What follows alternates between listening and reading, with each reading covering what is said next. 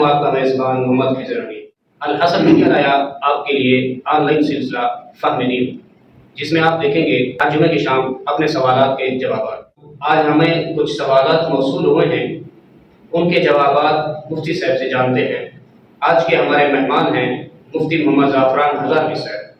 مفتی صاحب السلام علیکم ورحمۃ اللہ وبرکاتہ۔ وعلیکم السلام ورحمۃ اللہ وبرکاتہ۔ مفتی صاحب، آج کا ہمارا پہلا سوال ہے، استخارہ کی مختصر دعا بتا دیں۔ بسم اللہ الرحمن الرحیم۔ استخارہ کا مسنون طریقہ اور مسنون دعا حدیث شریف کے اندر آئی ہے۔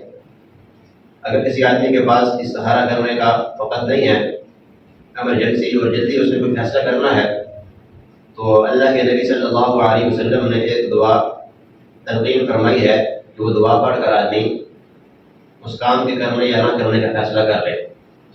وہ دعا مبارک ہے، نبی صلی اللہ علیہ وسلم نے ارشاد فرمایا اللہم اغفر لی واختر لی۔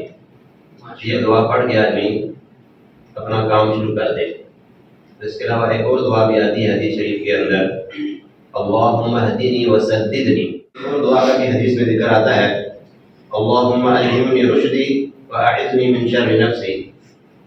جب آدمی یہ دعا پڑھ کر اس کام کے کرنے یا نہ کرنے کا فیصلہ کر لے، انشاءاللہ اللہ تبارک و تعالیٰ کی طرف سے اس کام کے کرنے یا نہ کرنے میں خیر ہوگا۔ یہ ناظرین کرام سے یہ درخواست کی جاتی ہے کہ وہ اپنے ہر کام میں اللہ تبارک و تعالیٰ کی طرف متوجہ ہوں اور مسنون دعاؤں کا اہتمام کریں۔